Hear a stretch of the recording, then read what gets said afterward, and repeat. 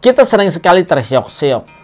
Kita banyak sekali yang mengalami penderitaan, sakit penyakit dari semua umat insan manusia. Banyak menanggung beban dosa, beban masalah, beban penderitaan, beban sakit penyakit. Tetapi kabar baik yang disampaikan pada hari ini, di mana banyak orang percaya memperingati hari Jumat Agung, di mana Yesus mati di atas kayu salib mencurahkan darahnya. Di situ dia mengatakan sudah selesai. Semua perkara, semua masalah, semua sakit penyakit dia tanggung di atas kayu salib. Dan dia katakan sudah selesai. Dia menang dan dia memberikan contoh. Dia memberikan suri tauladan kepada setiap kita. Bapak Ibu Saudara mau menang atas setiap masalah? Masalah kita memang sudah ditanggung di dalam dia. Tetapi hidup kita tetap berjalan.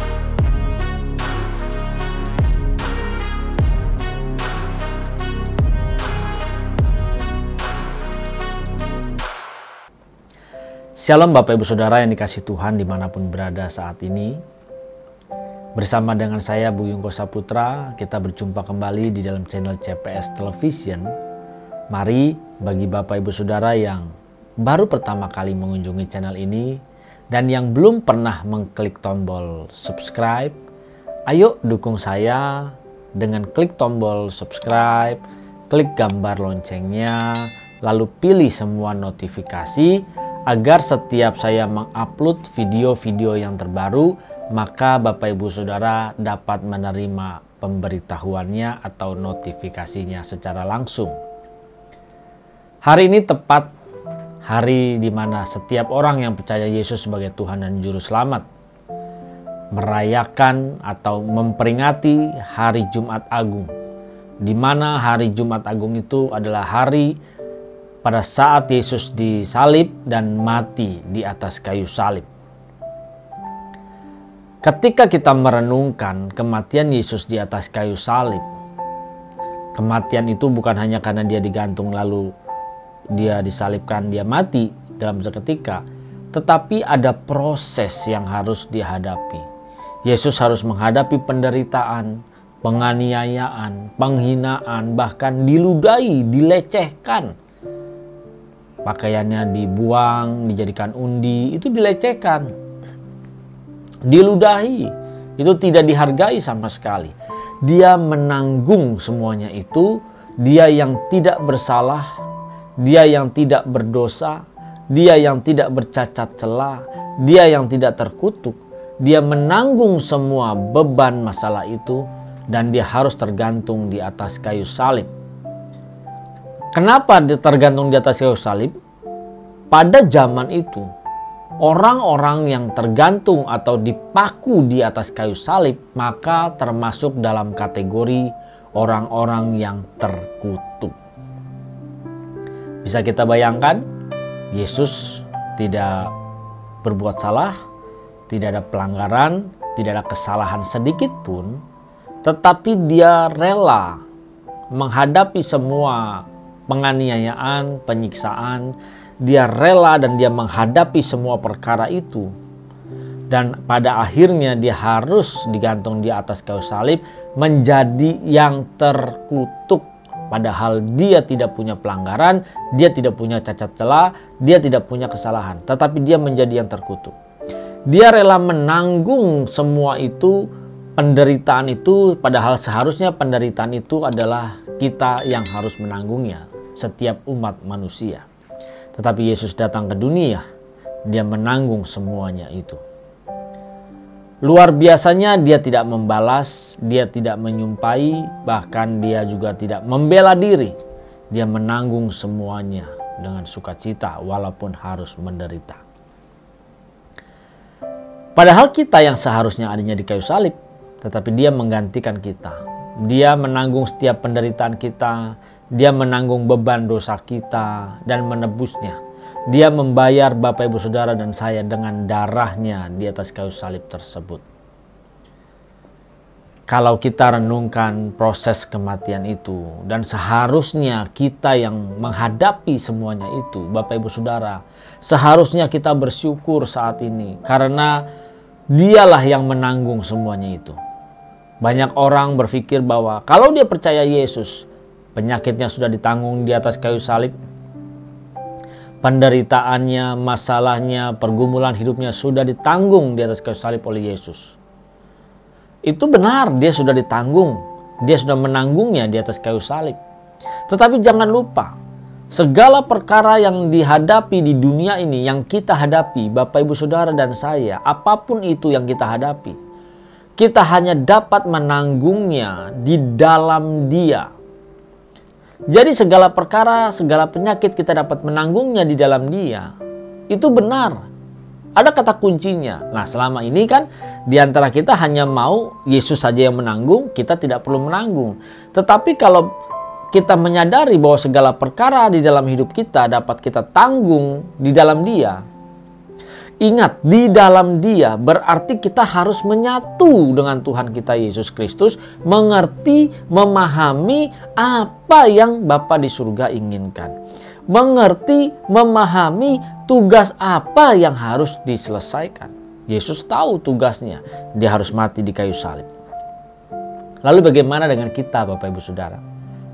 Apakah kita tahu tugas kita apa di muka bumi ini? Apakah kita sudah menyelesaikan semua tugas kita di muka bumi ini? Kita sering sekali terseok-seok. Kita banyak sekali yang mengalami penderitaan, sakit penyakit dari semua umat insan manusia. Banyak menanggung beban dosa, beban masalah, beban penderitaan, beban sakit penyakit.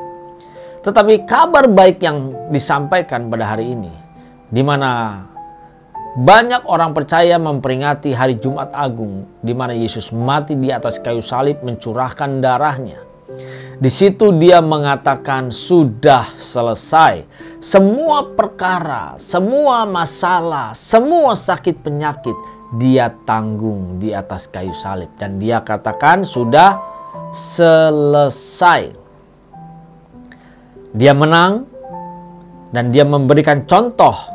Dia memberikan suri tauladan kepada setiap kita. Bapak Ibu Saudara mau menang atas setiap masalah? Masalah kita memang sudah ditanggung di dalam Dia. Tetapi hidup kita tetap berjalan, ada lagi masalah yang baru, ada lagi masalah yang ada, dan terus berdatangan silih berganti. Ingat, kita dapat menanggung semuanya di dalam Tuhan.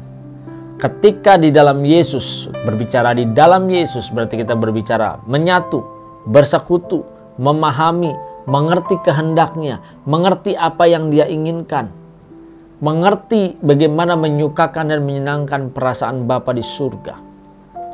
Ketika kita menyatu, mengerti, maka kita bisa menanggung semua perkara di dalam Tuhan. Ingat loh, segala perkara apapun itu bisa kita tanggung di dalam Dia. Ketika kita menanggungnya, melewatinya, menghadapinya di dalam Tuhan, bukan berarti kita tidak merasakan penderitaan. Bukan berarti kita tidak merasakan sakit penyakit. Bukan berarti kita tidak mengalami keletihan. Kita tetap mengalami semuanya itu. Tetapi seakan-akan kita tidak merasakannya karena kita menanggungnya di dalam Dia. Di dalam Tuhan Yesus Kristus. Kita hanya fokus bagaimana kita bisa menyukakan dan menyenangkan hati Bapa di surga. Ketika kita fokusnya kepada hal seperti itu, ketika kita ada di dalam Dia, maka kita pun dapat menyelesaikannya dengan baik. Ayo Bapak Ibu Saudara, pasti banyak masalah kan? Pasti banyak pergumulan kan? Apapun masalah Bapak Ibu Saudara saat ini. Baik itu sakit penyakit, baik itu mungkin masalah keuangan, baik itu masalah hutang, baik itu masalah keluarga, apapun. Ingat, percayalah Yesus datang ke dunia membawa kabar baik bahwa Dia menanggung semuanya itu untuk Bapak Ibu Saudara dan saya tanpa terkecuali. Dan bagi setiap kita yang mau percaya, yang mau menerima Yesus sebagai Tuhan dan Juru Selamat, berarti kita harus bisa meneladani pribadi Tuhan Yesus Kristus, menjalani apa yang Dia jalani, mengikuti jejaknya, sehingga kita bisa menanggung semua perkara seperti Yesus menang menghadapi segala perkara. Maka kita pun dapat menang seperti Yesus menang. Hanya kuncinya, maukah Bapak Ibu Saudara tinggal, berjalan bersama dengan Yesus.